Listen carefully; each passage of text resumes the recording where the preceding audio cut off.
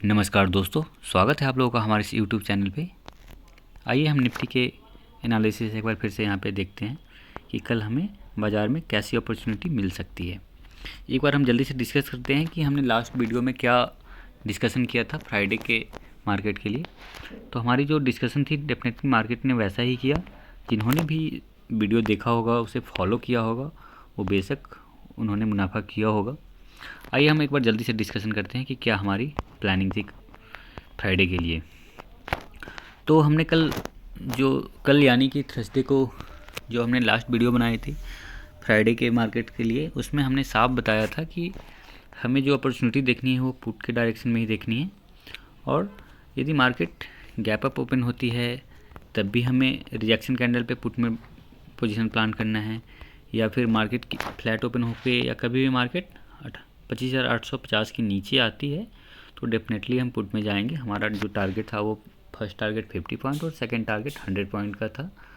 और यदि आप चेक करोगे तो मार्केट कहीं बहुत बड़ी गिरावट दी और मार्केट यहाँ से काफ़ी नीचे आके लगभग 200 पॉइंट की गिरावट देखने को मिली और बेशक हमारा दोनों टारगेट वहाँ पे हिट हुआ। तो जो हमारी एनालिसिस थी, आइए हम उस पर एक बार देखते हैं। मार्केट में ये जो हमारी फर्स्ट कैंडल है 5 मिनट का, मार्केट कहीं ना कहीं गैप अप ओपन होती है और आप देख सकते हैं सेकंड कैंडल में रिजेक्शन देखने को मिला।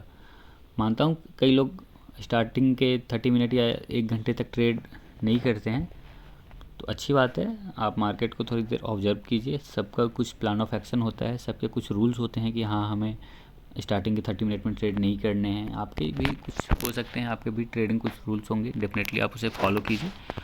तो आप देख सकते हैं मार्केट में कहीं ना कहीं इस कैंडल में आप देख सकते हैं मार्केट ने 25,850 को ब्रेक किया है और यहाँ से वन साइडेड गिरावट आप देख सकते हैं। बहुत तेज़ी के साथ मार्केट ने बहुत अच्छी फॉल यहाँ पे देखने को मिली है मार्केट में। तो जो हमारा प्लान था यहीं से था, इसके नीचे आते ही हमारी पोजीशन बन रही थी और आप देख सकते हैं बहुत अच्छी यहाँ पे हमें पुट के डायरेक्शन में टारगेट्स मिले।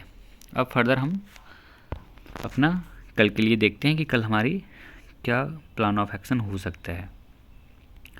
तो हम यहाँ पे चार्ट पे एक बार लाइन ड्रॉ करेंगे। प्रीवियस डे लो को सबसे पहले हम मार्क करते हैं। जो हमारा प्रीवियस डे लो है वो हमारा यहाँ पे 25,620 के पास है।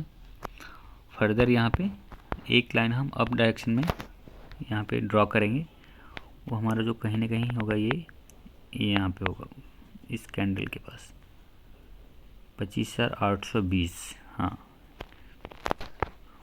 ये हमने 2 लाइन ड्रॉ किया है।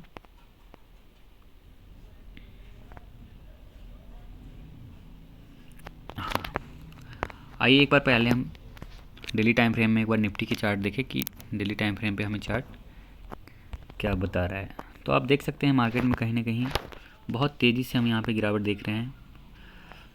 आप लास्ट 5 ट्रेडिंग सेशन से देख रहे हैं कि मार्केट कहीं ना कहीं बहुत ही तेज़ी के साथ गिरती आ रही है। तो फर्दर जो आप यदि एज पर टेक्निकल एनालिसिस यदि यहाँ पे आप देखते हो तो आप यहाँ पे सडनली भी से रिकवरी यहाँ पे देखना थोड़ा सा मुश्किल लग रहा है, बट मार्केट में कभी भी कुछ हो सकता है। बट एज पर जो ट्रेडिंग रूल्स हैं, एज पर जो चार्ट पैटर्न है, उसके अकॉर्डिंग यदि आप देखते हो तो आपको यहाँ कहीं ना कहीं कॉल की डायरेक्शन में अभी अपॉर्चुनिटी को नहीं देखना चाहिए और जो हमारा प्लान हो कहीं ना कहीं वो पुट के डायरेक्शन में ही होगा। तो आइए हम एक बार 15 मिनट के टाइम फ्रेम पे जाके देखते हैं कि हमारी कल के लिए कहाँ पे पोजीशन बन सकती है। तो ये हमने जो 2 लाइन ड्रॉ किया है, यदि मार्केट फ्लैट ओपन होती है और फ्लैट ओपन होने के बाद मार्केट इस लाइन यानी कि प्रीवियस डे लो को ब्रेक करती है, 25,620 के लेवल को ब्रेक करती है, तो हम यहाँ पे पुट के डायरेक्शन में एक पोजीशन बना सकते हैं। कल के लिए थोड़ा सा हम टारगेट छोटा रखेंगे। हमारा टारगेट बस 50 पॉइंट का रहेगा और जो हमारा स्टॉप लॉस होगा फ्लैट ओपनिंग में वो 25 पॉइंट का होगा, यानी कि 25,620 के ब्रेक होते ही फ्लैट ओपनिंग में इसके नीचे मार्केट आती है तो हम 50 पॉइंट के पुट के लिए जाएंगे और जो हमारा स्टॉप लॉस होगा वो 25 पॉइंट का होगा, यानी कि 1:2 का हमारा यहाँ पे रिस्क रिवार्ड रहेगा।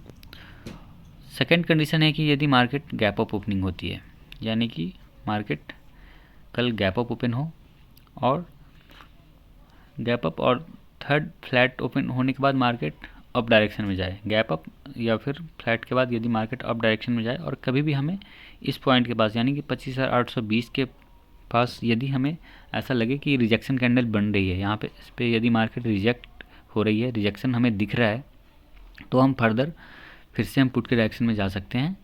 और जो हमारा इस पॉइंट से यदि हमें रिजेक्शन बने और यहाँ पे हम कोई पोजीशन बनाते हैं तो फर्दर जो हमारा टारगेट होगा वो वापस हमें यहाँ तक गिरावट दिख सकती है, यानी कि वापस हमें 25,650 के आसपास तक हम फिर से गिरावट देख सकते हैं। तो हमारा ये दो प्लान हो गया।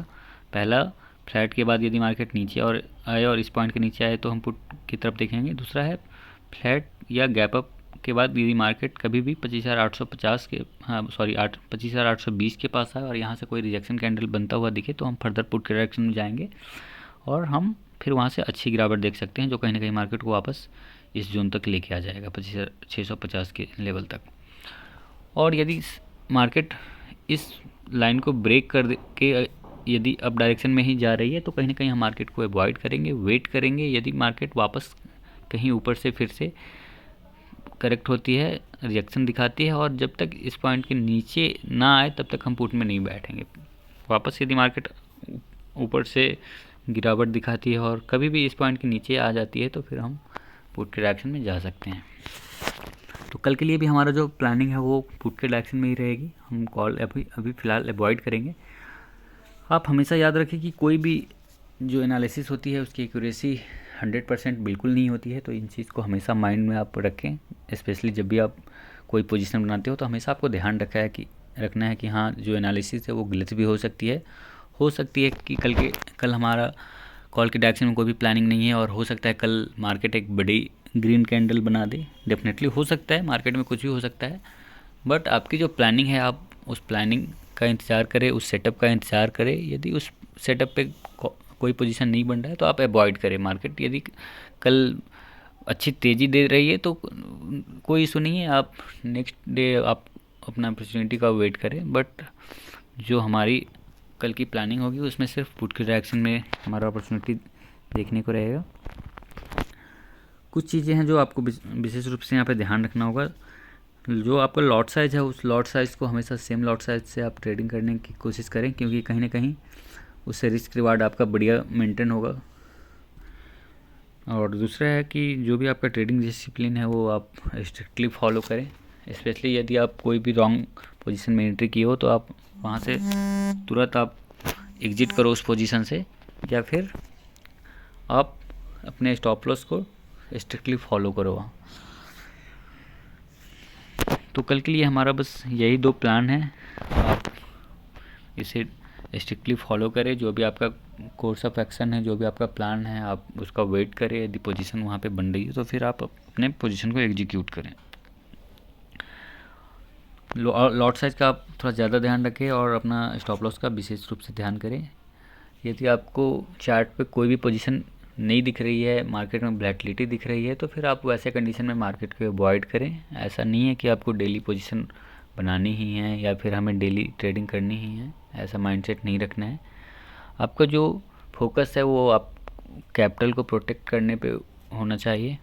आप इस बिज़नेस को थोड़ा सा सीरियसली लें, रिस्क को समझें और इन चीज़ों को कंट्रोल वे में आप एग्जीक्यूट करें। तो कल का हमारा यही प्लानिंग रहेगा। वीडियो पसंद आए तो आप इसे लाइक करें, कमेंट करके आप हमें बताएं यदि कोई क्वेरी है आपकी, और हमारे चैनल को सब्सक्राइब करें। Thank you. आने वाले दिनों में और भी हम लर्निंग चीज़ें को यहाँ पे कवर करेंगे। Thank you.